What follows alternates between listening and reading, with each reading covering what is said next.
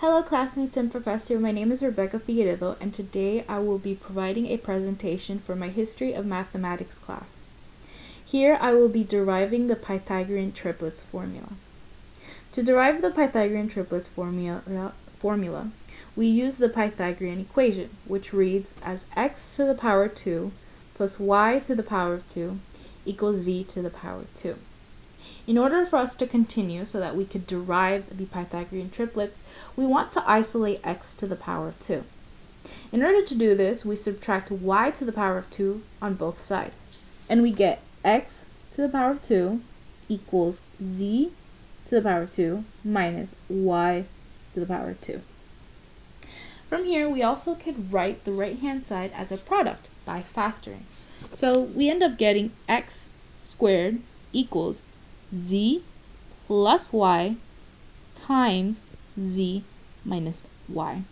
And it is important to write it and express it like this for later steps in the procedure in finding or deriving the Pythagorean triplets. Below I have an explanation of what I just expressed above, so you can see it a bit clearer. Now, before we continue, let's also assume without loss of generality,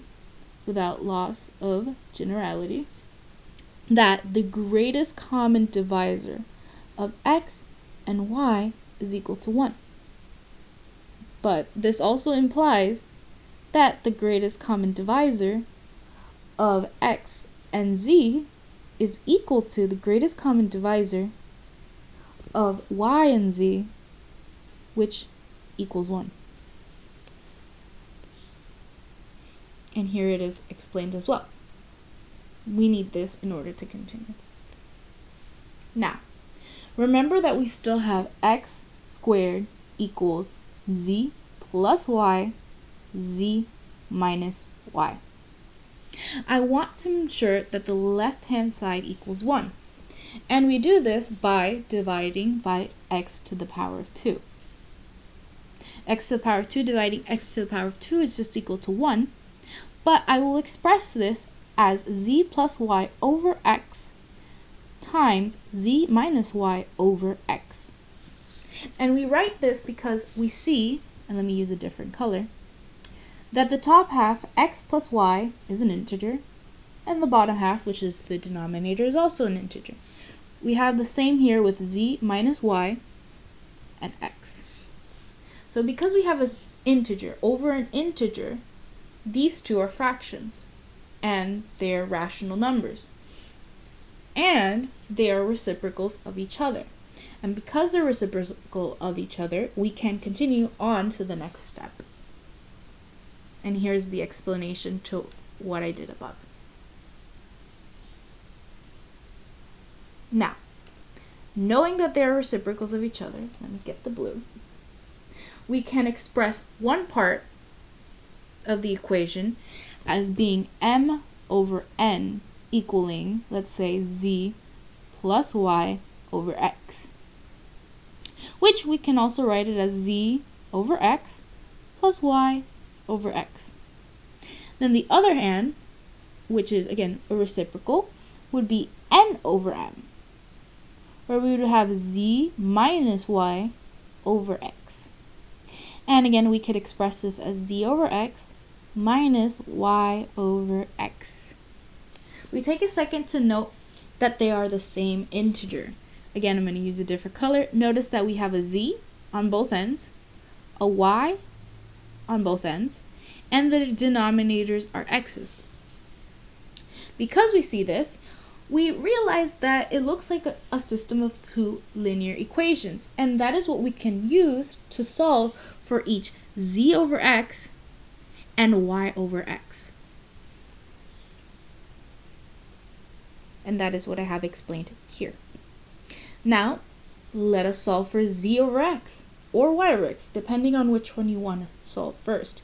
Doesn't matter because it'll lead to the same conclusion. But for this case, let's solve for z over x first. So we write it as a system of linear equations. Z over x plus y over x equals m over n plus the second half, z over x minus y over x equals n over m. Now we notice that the y's over x cancel because they are the same, or well, they're opposite signs. They have the same variables, but they're opposite signs. Notice that this is a negative and this is a positive. So we get 0. Notice that z over x and z over x add, so we get 2z over x. And then we are left with m over n and n over m. Notice that they have different denominators. Ensure that the denominators are the same. So we multiply this n by what it's missing, an n, so we get mn over n squared. Notice that this n is missing an m, so we get mn over m squared. When we add the two, we get m squared plus n squared over mn. Now, don't forget that we are not finished here. We still have a 2 on the left-hand side, and we want to isolate the z over x in order to figure out what z over x is equal to. So we divide the 2 by 2 so that they cancel, and then ensure that we divide the right-hand side by 2. So we just get m to the power of 2 plus n to the power of 2 is divisible, or divided by 2mn. And that is what we have here, where z over x is equal to m to the second plus n to the second over 2mn. Notice that z can be equal to m to the second plus n to the second, and x could be equal to 2mn. But before we conclude this, let's also solve for y over x.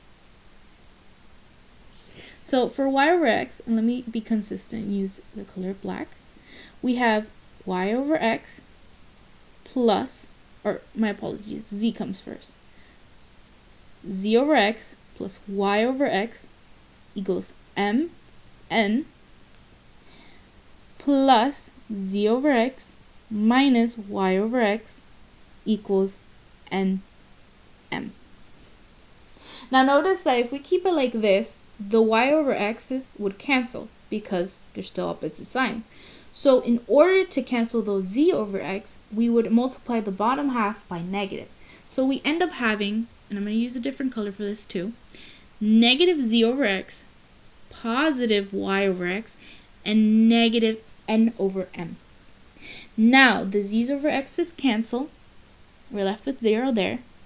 You add the y over x, so we get 2y over x.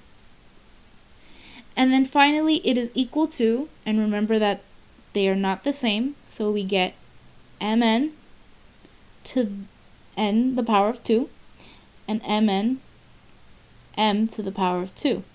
Notice that we have a negative, so it can be written as m squared minus n squared over mn.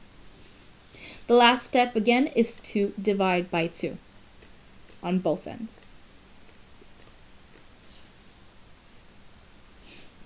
So we get y over x is equal to m to the power of 2 minus n to the power of 2 divided by 2mn. And here it is written out, where we see that y is equal to m to the power of 2 minus n to the power of 2, and again x is equal to 2mn. And that is what we conclude here. We notice again the same things I just mentioned, that x is equal to 2mn, y is equal to m squared minus n squared, and z is equal to m squared plus n squared, where m and n are just elements of positive integers, and m is greater than n.